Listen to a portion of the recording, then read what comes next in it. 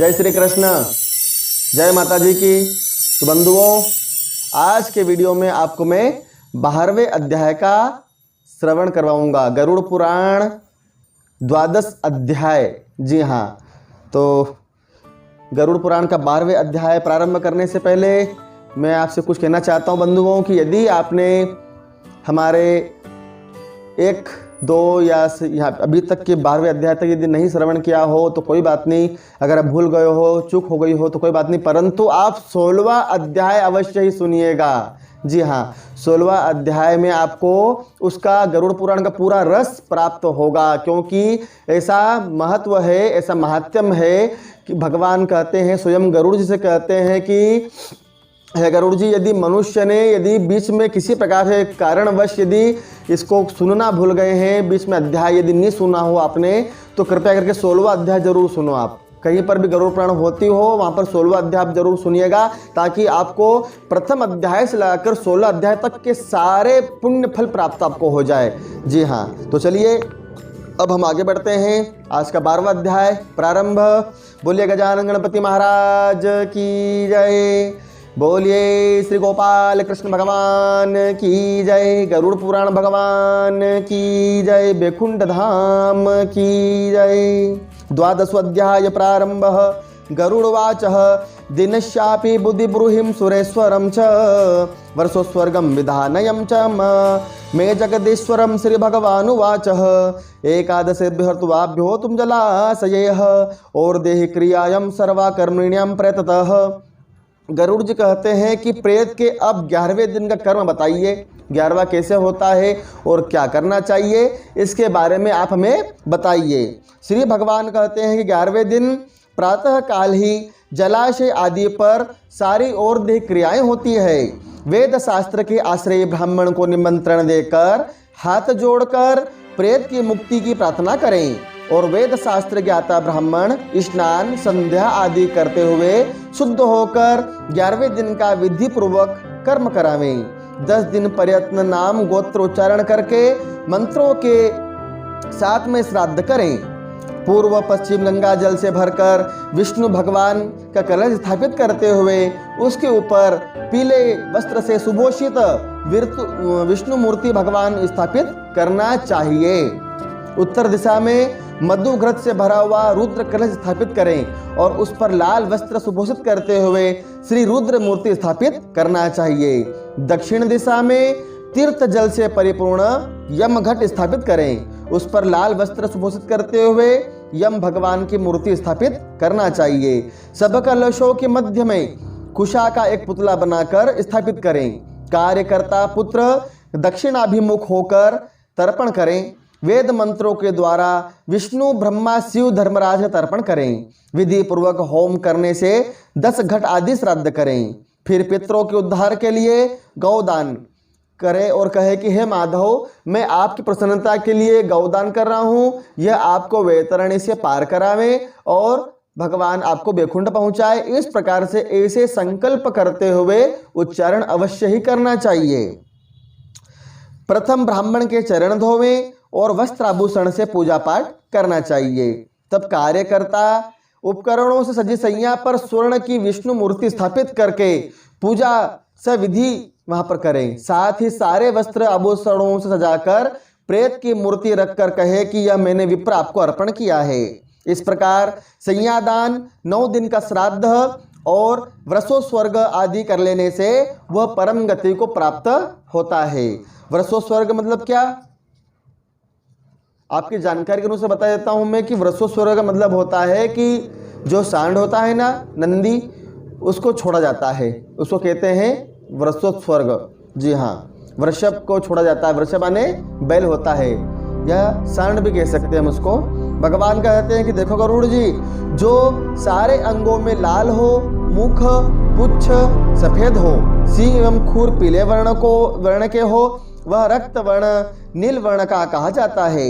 जिसका सभी अंग एक रंग का हो, पूंछ पिंगल वर्ण की हो, वह पूर्वजों को उद्धार करने वाला होता है। जो सारे अंगों में एक वर्ण का हो, पुच्छ एवं खुरों में पित्त हो, ऐसा वृषभ पूर्वजों का उद्धार करने वाला होता है। सारे शरीर में नील और दोनों नेत्रों से लाल वृषभ महानील कहलाता है। नील वृषभ 5 प्रकार के होते हैं। ऐसा नील वृषभ घर पर पैदा हो तो उसे घर न रखकर दाग देकर छोड़ देना चाहिए। इसके लिए एक पुरानी कथा भी है। क्या कथा है कि मनुष्य के जीवन में कम से कम अधिक पुत्र होना चाहिए, क्योंकि कोई ना कोई तो उसे गया श्राद्ध करवाएगा। गया श्राद्ध करने से मनुष्य भगवान जी के बेखुन लोग चल जाता है और फिर कभी वापस नहीं आता है। गया का मतलब ये होता है। भगवान कहते हैं पितरों के लिए निमित्त यज्ञ आदि अनुष्ठान आदि करवाते रहना चाहिए, क्योंकि पितृ हमारे माता पिता हैं और पितृ हमारे भगवान भी कहलाते हैं। पितरों से उनका पूजन पाठ करने से मनुष्य को फल प्राप्त अधिक से अधिक हो जाता है। इसलिए पितरों का कार्य तो करते रहना चाहिए महाराज। इस कारण पुत्र के निमित्त 48 श्राद्ध भी होने चाहिए। ये अलग अलग होते हैं 48 श्राद्ध, है ना। 48 श्राद्ध में ये अलग अलग वर्ष भर के अंदर होते हैं। इनको भी यदि मनुष्य करे तो इससे उस व्यक्ति को परम धाम प्राप्त होता है। जी हाँ, भगवान कहते हैं कि जिन व्यक्तियों ने अपने जीवन काल में जैसा कर्म किया है उनको वैसा ही फल प्राप्त होता ही है। भगवान कहते हैं गरुड़ जी, मनुष्य यदि इस जन्म के अंदर यदि किसी प्रकार से उसको कोई परेशानी है, कोई रोग लग गया है, कष्ट आ गया है, तो अवश्य ही उसने पूर्व जन्म में ऐसे कुछ कर्म किए थे जिस कर्म के अनुसार उसको यह फल प्राप्त हुआ है। जी हाँ, मनुष्य को अपने ही किए गए कर्म का फल प्राप्त होता ही है। एक आख्यान सुनाता हूँ, छोटी सी कथा है कि एक मंदिर में शंकर भगवान का मंदिर है।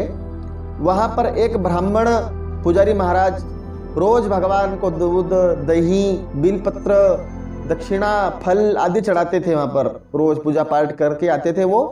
और एक चोर था तो वो रोज चोरी करने मंदिर में चला जाता था। उसको पता है कि मंदिर है तो वहाँ से कुछ भी उसको वहाँ से मिल जाता था, तो वो चोरी करके रोज भागता था वहाँ से। और वो पुजारी महाराज भी पूजा पाठ करते थे, वो भी वहाँ से रोज आना जाना दोनों का चलता था। तो एक दिन क्या होता है कि रोज की तरह एक दिन ऐसा होता है कि वह ब्राह्मण देवता पुजारी महाराज भी भगवान की पूजा पाठ करते हैं और इसे कोने में एक तरफ हाथ जोड़े खड़े हो जाते हैं भगवान को प्रणाम करते हुए। अब चोर का भी आना हुआ उसी समय, और चोर ने सोचा कि चलो ये पुजारी महाराज यहाँ से जैसे चले जाएंगे फिर मैं पैसे उठाकर भाग जाऊंगा। परंतु पुजारी महाराज को कुछ देर हो गई, है ना। लेकिन अब चोर ने क्या समझा कि चलो अब ये प्रणाम जैसे ही करेगा नमस्तक हो जाएगा तो मैं फट से पैसे उठा लूंगा वहां से जल्दी से और भाग जाऊंगा। तो जैसे ही उसने शंकर भगवान के पास से उस चोर ने पैसे उठाए और भागने लग गया, तो द्वार पर, है ना, मंदिर के द्वार पर, दरवाजे पर उस चोर को सोने के 4-5 सिक्के प्राप्त हो गए। बंधुओं, उस चोर को उस द्वार पर, मंदिर के द्वार पर, दरवाजे पर 4-5 सोने के सिक्के उसको मिल गए। बड़ा खुश हो गया चोर तो कि चलो रे, अब आज तो चोरी भी करने की जरूरत नहीं है, चलो आज तो बहुत सारा मिल गया है, क्या बात है। बस सोने के सिक्के लेके भाग गया, वो चला गया। बंधुओं, अब वो जो पुजारी महाराज है, जैसे वो भी उनकी पूजा पाठ समाप्त हुई वैसे ही वह भी वहां से रवाना होने लगे कि दरवाजे पर ही, मंदिर का जो द्वार है उस द्वार पर ही उस ब्राह्मण के पैर में एक लोहे का कील घुस गया पैर के अंदर और वो आर पार हो गया उस पांव पे। उसके पंजे के, ब्राह्मण के पंजे पर एक लोहे का कील घुस गया। बंधुओं, उनका पांव पूरा खून से भर गया और भगवान का नाम शंभु शंभु करते हुए वहां पर नीचे बैठ गए और रोने लग गए वो पुजारी महाराज।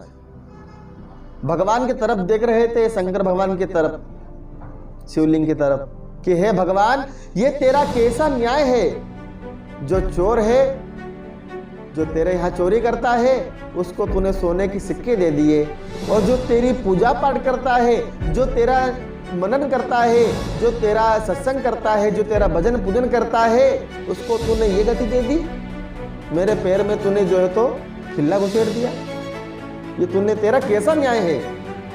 तो देखिए वहां पर दूसरा तो और तीसरा कोई व्यक्ति था नहीं, इसलिए स्वयं भगवान श्री शंकर भगवान को वहां पर आना पड़ा, उस जगह पर, स्थान पर। और ब्राह्मण देवता से कहते हैं कि अरे ब्राह्मण देवता, तुम दोनों के कर्मों के अनुसार तुमको ये फल प्राप्त हुआ है। उस चोर को जो 4-5 सोने के जो सिक्के मिले हैं, उसको उसके पिछले जन्म का जो कर्म उसने जो किया था उसका फल आज उसको मिला है। परंतु उसने जो कर्म किया था, क्या कर्म, अच्छा कर्म किया था उसने, तो उस कर्म के अनुसार आज उसको सोने का महान सिंहासन मिलने वाला था आज के दिन। लेकिन पर इस जन्म में उसने गलत काम किया, वो चोरी कर रहा था, इसलिए अपन ने उसको 4-5 सोने के सिक्के में ही समझा दिया। और रही बात आपकी, तो आपने पिछले जन्म के अंदर जो कर्म किए थे, आपने बहुत गंदे कर्म किए थे, आपने बहुत पाप किया था।